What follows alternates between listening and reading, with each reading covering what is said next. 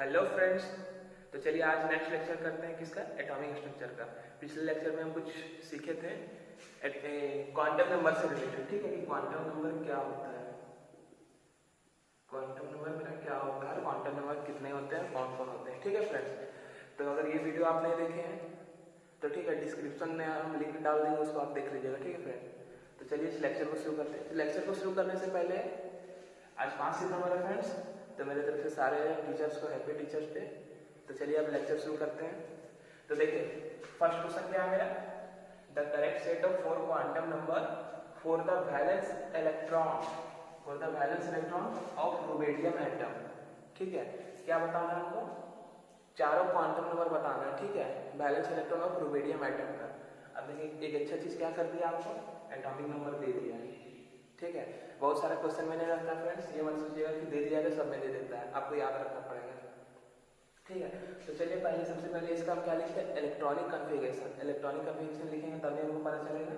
तो चलिए रुबिडियम का लिखते हैं इलेक्ट्रॉनिक कन्फिगरेशन 37 है, तो 1s2 2s2 2p6 3s2 3p6 4s2 3d10 4p6 5s1।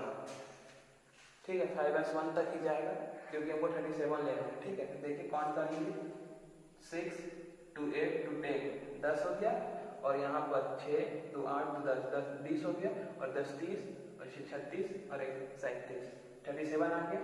आपको देखना है वैलेंस इलेक्ट्रॉन, तो वैलेंस इलेक्ट्रॉन ये है मेरा, तो इसी लिखते हैं हमारा n क्या है, n है 5।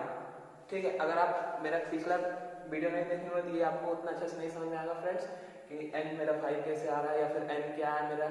ठीक है, ठीक है, 4 होता है quantum number, n l m and s। ये हम चारों डिटेल में बताए हैं उस लेक्चर पे। ठीक है, आप देख लीजिएगा, डिस्क्रिप्शन में हम डाल देंगे उसका लिंक। ठीक है फ्रेंड, तो n मेरा 5 है।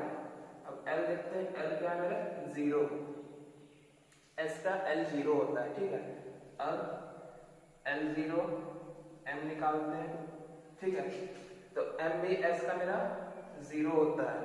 ठीक है, तो देखिए अब इतना ही से हम मैच कर लेते हैं पहले। ठीक है, हमको s निकालने का जरूरत ही नहीं पड़ रहा है, जहां तक हमको लगा s नहीं निकालना पड़ेगा। देखिए 5 0 0 5 0 0, देखिए 5 1 0 नहीं होगा, 5 1 1 नहीं होगा, 5 0 1 ये भी नहीं होगा। इसका मतलब ऑप्शन नंबर ए होगा मेरा। ठीक है, हमको चारों निकालने की जरूरत भी नहीं है। ठीक है, कंपटीशन में आप इसी तरह कीजिएगा कि 2 या 3 निकाल के देखिएगा कि हाँ मेरा मिल रहा है या नहीं मिल रहा है। ठीक है, चारों निकालने की जरूरत नहीं है। तो चलिए फ्रेंड्स अब नेक्स्ट क्वेश्चन देखते हैं।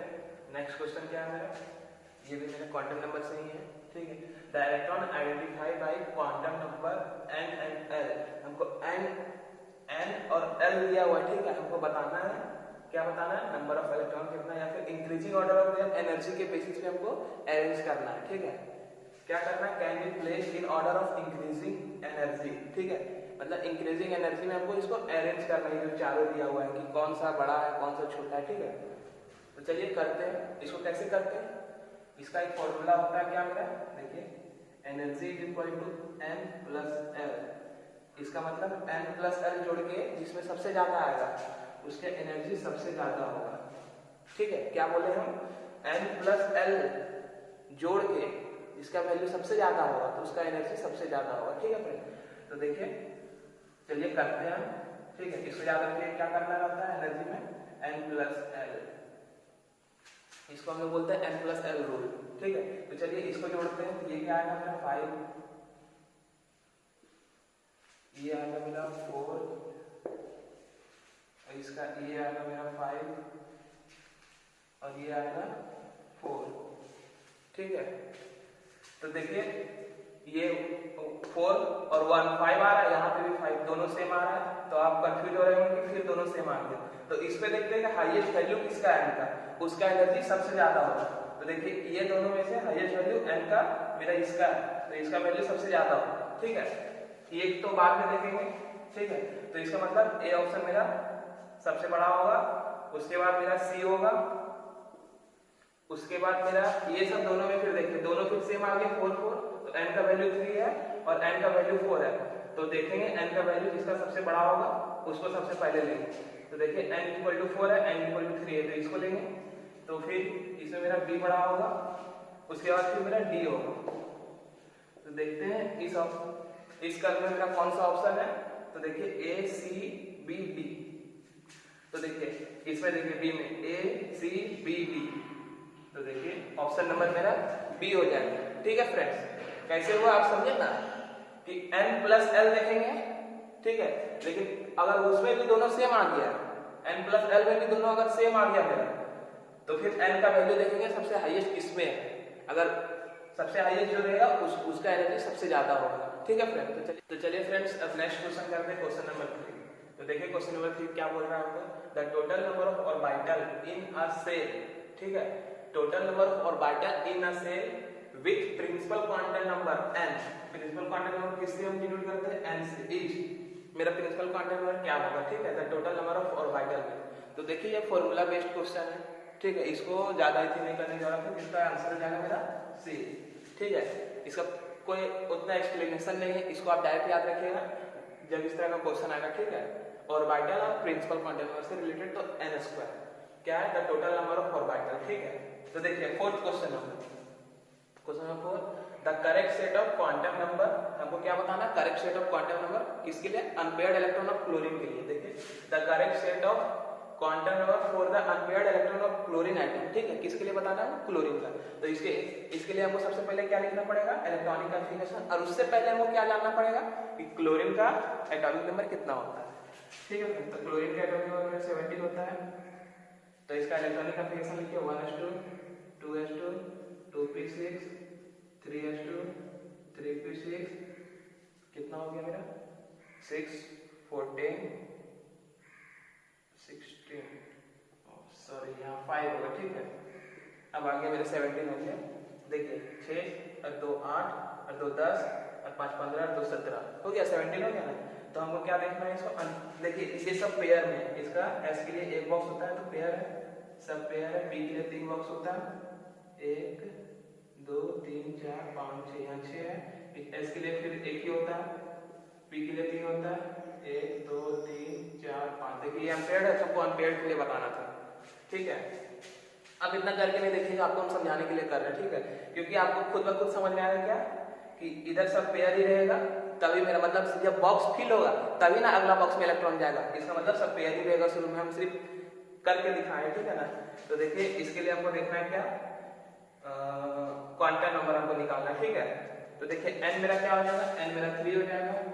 L मेरा P के लिए क्या होता है, मेरा L 1 होता है, और ये 5 इलेक्ट्रॉन होता है। M मेरा क्या हो जाएगा, यहाँ 0 +1 -1। ठीक है, तो 1 2 3 4 5, तो इसका मतलब -0 -1 +1, ऊपर लिख दीजिए ना, तो ये +1 आएगा। ठीक है, तो देखिए कौन सा ऑप्शन मेरा 3 1 और +1, मतलब n = 3 n = 3 L 1। देखिए L यहाँ 0, तो ऐसा ही, इसलिए बोले थे ना कि सारा आप निकाल के मत देखिएगा। देखिए L यहाँ 0 आ गया, यहाँ 1 आ गया, इसीलिए मेरा आंसर आ गया। L 0 S का होता है, P का नहीं होता है। ठीक है फ्रेंड्स, तो देखिए ऑप्शन नंबर मेरा C हो जाएगा आंसर। ठीक है, अब चलिए नेक्स्ट क्वेश्चन करते हैं। ये फ्रेंड्स अब नेक्स्ट क्वेश्चन करते हैं, क्वेश्चन नंबर 5। देखिए क्वेश्चन नंबर 5 में क्या बोल रहा है मेरा, क्वेश्चन नंबर 5 में बोला है द मोस्ट इलेक्ट्रोनेगेटिव, सॉरी। तो चलिए फ्रेंड्स अब नेक्स्ट क्वेश्चन करते हैं, क्वेश्चन नंबर 5। तो देखिए क्वेश्चन नंबर 5 क्या बोल रहा है आपको। ठीक है, तो क्वेश्चन नंबर 5 क्या बोल रहा है, the outer most electronic configuration of the most electronegative element in an atom, या फिर इन द पीरियोडिक टेबल, कुछ भी समझ सकते हैं। यहाँ पे जो लिखा है वही देखिए, the outer most electronic configuration of the most electronegative element. ठीक है, तो पीरियोडिक टेबल में ही पूछा होगा कि सबसे ज्यादा इलेक्ट्रोनेगेटिव कौन होता है। तो देखिए अभी तक का सबसे इजी क्वेश्चन पूछा है। ठीक है, लेकिन इजी कब होगा फ्रेंड्स आपके लिए, जब इसको आप याद रखिएगा। ठीक है, ये बहुत फेमस क्वेश्चन है, ये क्लास 12 में क्वेश्चन भी है हमको।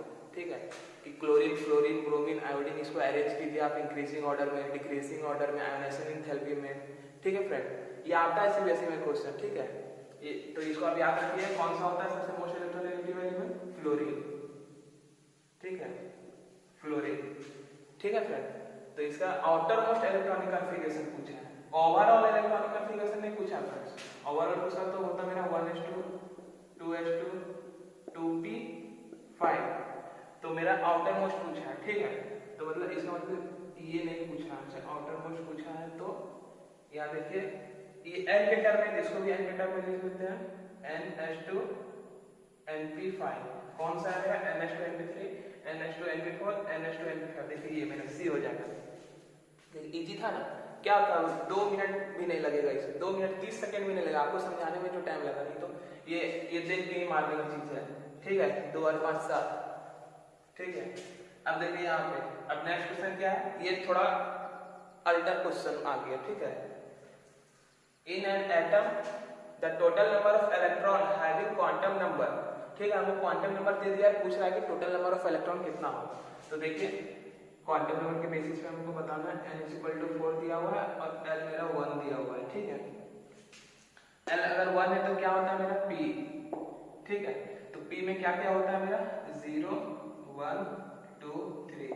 एक चीज हम बताए हैं, इसलिए बोल रहे हैं कि जो मेरा पिछला वीडियो में देखा है वो जरूर देख लें, क्योंकि पिछला वीडियो में बहुत सारा यूज हो रहा है इसमें। ठीक है, बहुत क्या, सब यूज पिछला वीडियो का ही है, क्योंकि उसी के बेसिस पे हम इसको क्वेश्चन करवा रहे हैं। ठीक है, तो देखिए n = 4 है, तो हम क्या उस टाइम पिछला वीडियो में बोले थे कि अगर n 4 रहेगा तो उससे कम तक हम लेते हैं। देखिए 0 1 2 3, n = 3 रहता है क्या लेते हैं 0 1 2, n = 2 रहता है क्या लेते हैं 0 1। ठीक है, आप समझ में आया फ्रेंड्स।